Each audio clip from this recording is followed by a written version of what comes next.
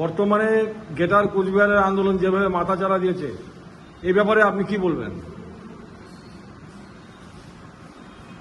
গেটার কুচবিহার গোটা উত্তর বাংলার রাজবংশী সমাজকে ধোঁকা দিচ্ছে।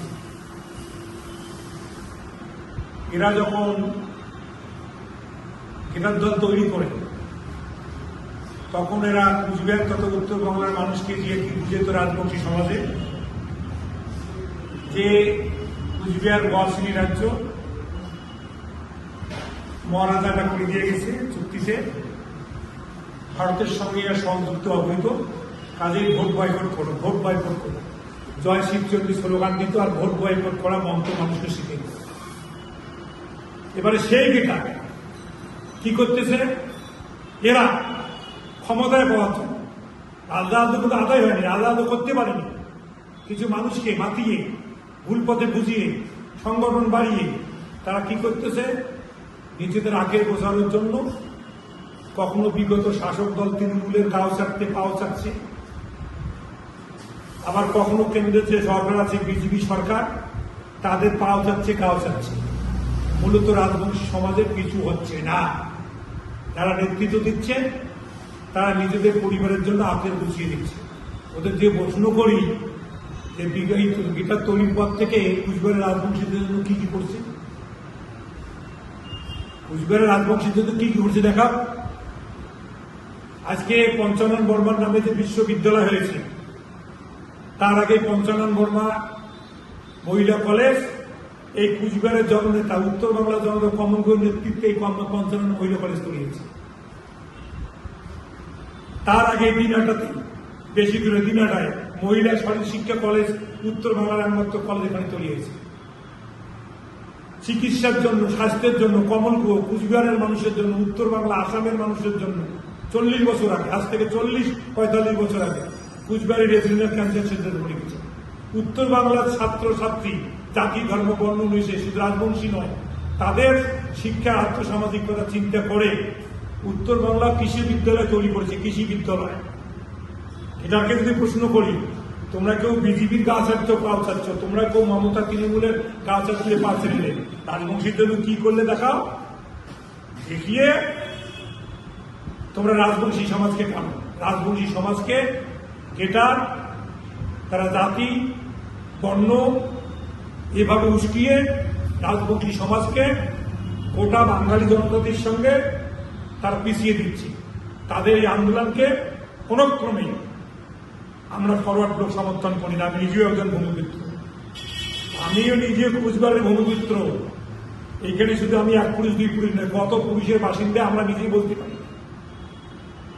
ভূমিপুত্র হিসাবে আমি এই সিটেই কেন্দ্রের এমএলএ ছিলাম 2001-06, আমি জেলা পরিষদে ছিলাম এবং আমি 9 থেকে 14 সাল পর্যন্ত এই কুচবিহার জেলার বামপন্থী সাংসদ ছিলাম। আমরা রাজনৈতিক পরিচয় দিয়ে আমরা উত্থান করেছি, কোন বর্ণ কোন জাতির পরিচয় আমার কোন উত্থান নেই। কাজে যারা বর্ণ মানুষের মধ্যে বিভেদ ছড়ায় তারা সভ্য সমাজে আমি তাদেরকে মানুষ হিসেবে গণ্য করি না। এরা বিচ্ছিন্নতাবাদী শক্তি, এরা সমাজকে পিছিয়ে দেয়। রাজবংশী সমাজের মূল জননায়ক হচ্ছে জাতির জনক পঞ্চানন বর্মা। তার জীবনী, তার মতাদর্শ, তার শিক্ষা, তার দীক্ষা, তার নীতি, তার চলাফেরা যদি আমরা লক্ষ্য করি, তিনি আদ্যপন্ত রাজবংশীর সাথে সাথে একজন শিক্ষিত ভদ্র আদর্শনিষ্ঠ একজন বাঙালি ছিলেন। রাজবংশীর সঙ্গে পঞ্চানন বর্মার বাঙালি পরিচয়ের সঙ্গে রাজবংশী পরিচয় কখনো ছোট হয় নাই। পঞ্চানন বর্মাই হচ্ছে সেটা আজ থেকে 150 বছর আগে দৃষ্টান্ত। কাজেই যারা পঞ্চানন বর্মার দোয়াই দিয়ে রাজবংশী সমাজকে পিছিয়ে দিচ্ছে, শিক্ষার কথা বলা নাই, চাকরির কথা বলা নাই, অর্থনৈতিক কথা বলা নাই, আর্থসামাজিক বিশ্বের কথা নাই, স্কুল কলেজের কথা বলা নাই, ডাক্তারি ইঞ্জিনিয়ারের কথা বলা নাই, খালি জাতি জাতি জাতি জাতি জাতি করলে কি রাজবংশী আগাবে?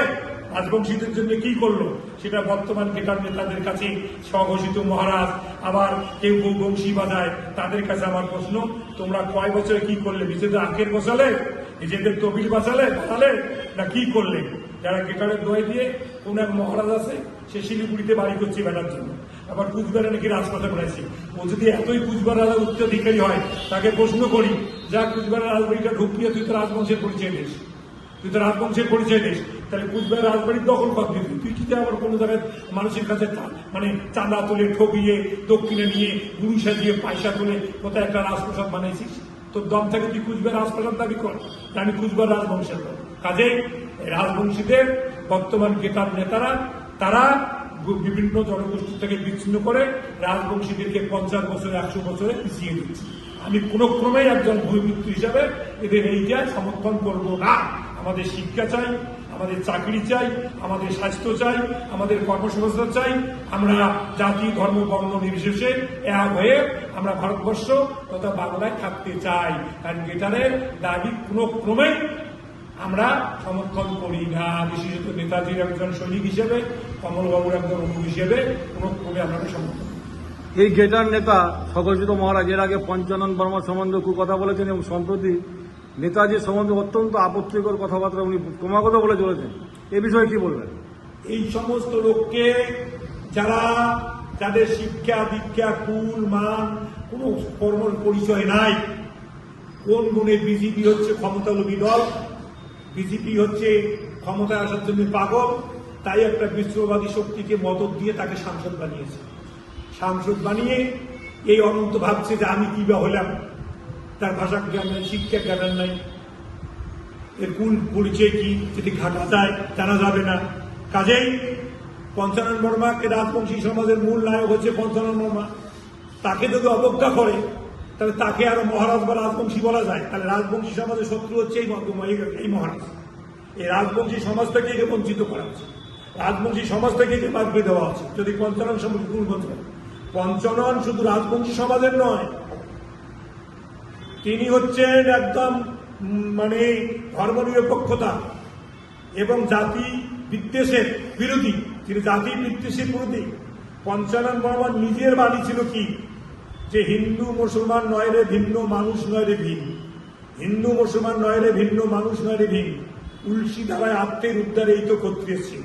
এই সামান্য দুইটা পথর থেকে কত কিছু মানে দাঁড়ায়, সেটা হয়তো এই স্বঘোষিত মহারাজ জানে না। তাই তিনি জাতির ভিত্তি তৈরি করে উত্তর বাংলার রাজবংশীদেরকে অন্য জনগোষ্ঠীর কাছ থেকে জনগোষ্ঠীর কাছে হেয় করতেছে।